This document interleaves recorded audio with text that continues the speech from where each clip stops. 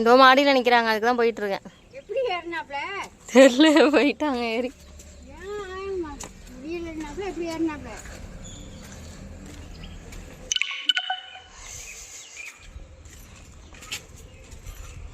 நிற்கிறாங்கன்னு தெரியல, நல்லா நிற்கிறாங்க.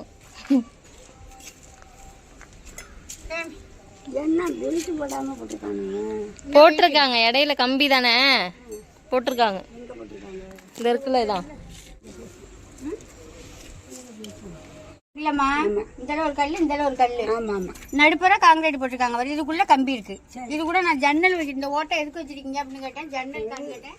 இல்ல அதுக்குள்ள கம்பி வச்சு காங்கிரீட் போடுவோம்னு சொன்னாங்க. பெல்ட் அந்த மாதிரி பெல்ட் எல்லாத்துலயுமே போட்டிருக்காங்க. சரி சரி, இந்த இதுக்குள்ள வந்துருக்குது பெல்ட். முன்னாடியே வந்து பார்க்காம எவ்வளவு செவுறு கிளம்பிட்டு பாருங்க. இது இப்ப நாங்க நிக்கிறது பாத்ரூம். மேல ஏறமுலன்னு சொல்றாங்களே, நானும் கூப்பிடுறதே இல்லை. இப்ப எல்லாம் கிளம்பி இப்ப மேல சன் சைடே வந்துருச்சுங்க. இப்ப வந்து இதுக்குள்ள இடையில வந்து கம்பி வச்சு கட்டலையா அப்படின்னு கேக்குறாப்ல. நானே பயந்து போயிட்டேன். நானும் வந்து பாக்குறது இல்ல. அதனால கரெக்டான ஆளுகிட்ட தான் நாங்க ஒப்படைச்சிருக்கோம் வீட்டை. அதனால நாங்க வந்து பாக்குறது கிடையாது. நம்பிக்கையான ஆளுகிட்ட நாங்க விட்டுருக்கோம், கான்ட்ராக்டா கொடுத்துருக்கோம். அதனால வந்து பாக்குறதே இல்லை. அவங்க எதுவும் செய்வாங்க எப்படி அவங்களே இப்ப நம்மளே பாக்குறதே இல்லை. வீட்டுக்காரங்களே அவங்க எப்படி நல்லா தானே செய்வாங்க. அதனால விட்டாச்சு. இப்போ வந்து இவங்க என்ன குழப்பி விட்டுட்டாங்க. நானே பயந்து போயிட்டேன். இடையில வந்து செங்கல் இப்படி வச்சிருந்தாங்கம்மா. இப்படி வச்சிருந்தோன்னா நான் இது ஏன் இடையில கேப்பு விட்டுருக்கீங்க 4 பக்கம்னு கேட்டேன். இது ஜன்னல் வைக்க வராங்களேன்னு போட்டு அதுக்குள்ள பெல்ட் கட்டமா அப்படின்னு சொன்னாங்க. பெல்ட் போடணும்னு சொன்னாங்க. பெல்ட் போட்டு கலையை கலந்து கொட்டி பூசி விட்டாங்க. அவ்வளவுதான். சரி சரி, அதான் அந்த சவுத்துல காமிக்கிறோம். அந்த நீ அந்த சவுத்து சொன்னீங்க. இந்த இருக்கு பாரு, இதுலயும் பெல்ட் தான். இந்த கல்லு நடுப்புறத்தை போட்டுருக்காங்க. இதுல பெல்ட். சரி சரி, அதான் கேக்குறாங்க. அதான் கம்பி கட்டிங்களான்னு. இது காலு ரூம். இது ரூமு கொஞ்சம் கீழே உள்ளதோட பெரிய ரூமா போட்டாச்சு. ஒரு ரூமா போட சொன்னோமா, அதனால பெரிய ரூமா போட்டாச்சு. ஆமா ஆமா,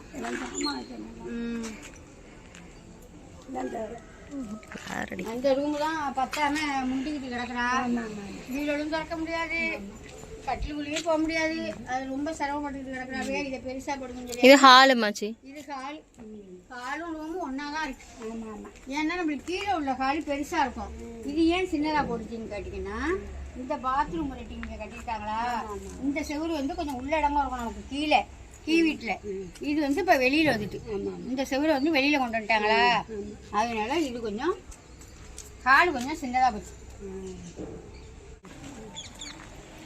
இது வரையும் தானே நம்ம இடம் இது வரையும் தான் இருந்துச்சு. நீங்க போட்டு வச்சு இந்த ஓடு. இதுல இருந்து இப்ப இது வரையும் சுத்தி எக்ஸ்டெண்ட் பண்ணிருக்காங்க.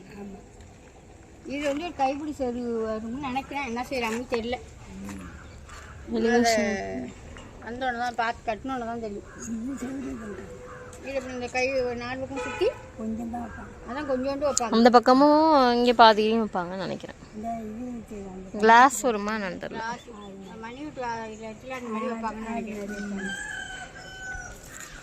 அவ்வளோதாங்க. நம்ம வீடு வந்து இப்போ இந்த அளவுக்கு கிளம்பிடுச்சுங்க. என்ன மாதம் ஆரம்பித்தோம்? தை மாதம் ஆரம்பிச்சோம். தை மாதம் இன்னும் 2-3 நாளில் லிண்டல். 8 மாதத்துல தரேன்னு இருக்காங்க. இன்னும் 2-3 நாளில் லிண்டல் லிண்டல் போட்டுருவாங்க. அதுதானே லிண்டல். இருக்கிறது இப்போ சன்சைடு தான். இதில் கொஞ்சம் நாளைக்கு ஏதோ வேலை பார்க்குறேன்னு சொல்லிட்டாங்க. பார்த்து முடிச்சுட்டு சன்சைடு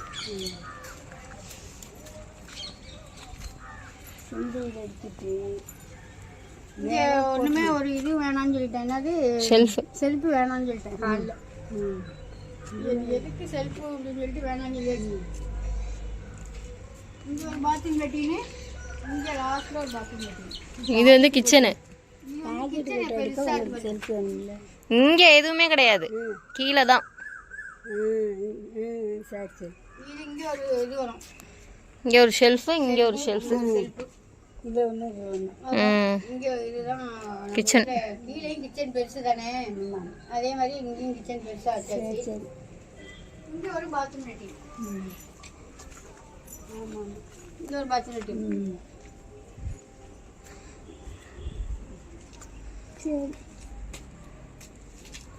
இப்ப அம்மா வந்தாங்களா, அம்மா வச்சுக்கிட்டு சில பேர் சொல்றாங்கம்மா உப்பு அரை உப்பா இருக்கு அப்படின்னு சொல்றாங்க இந்த மோர் மிளகாயில. சில பேர் போன் மிளகாய் கேட்கவே என்ன சொல்றாங்கன்னா உப்பு கம்மியா போடுங்க, கடையில இருக்கிற மாதிரி உப்பை போட்டுறாதீங்க, ரொம்ப கம்மியா போடுங்க அப்படின்னு சொல்றாங்க. நிறைய பேர் உப்பு கம்மியா கேட்கறாங்க.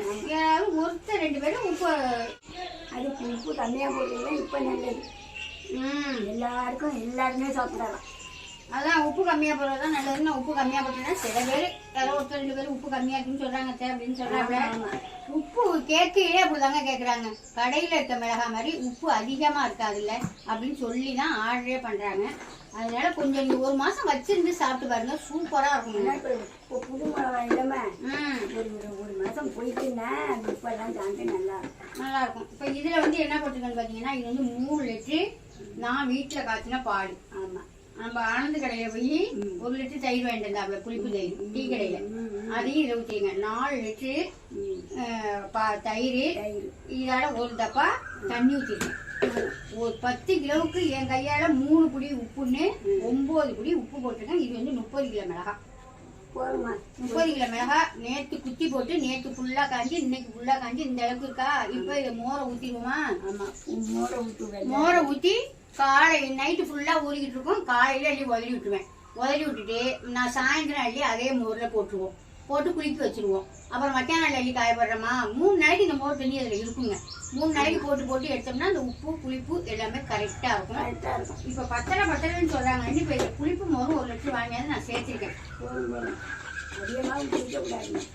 சேர்த்திருக்கேன். இப்ப இதை அளந்து ஊற்றிடுவோமா? இதை எப்படி நான் கரெக்டா வச்சிருக்கேன் பாருங்க. கரெக்டா 3 நேரத்தில் அள்ளி வச்சுட்டேன்னா இப்ப இதெல்லாம் அளந்து 3 ஊற்றிடலாம். இதுல வந்து உப்பெல்லாம் சேர்த்தாச்சு.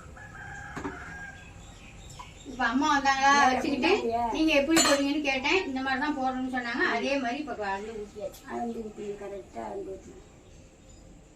அவ்வளவுதான். பெட்டி போட்டுக்கிட்டு இருக்காங்க. நீ போய் பெட்டி போட்டு நான் ஊற்றி குளிக்க வச்சுட்டு வந்துடுறேன். சரி.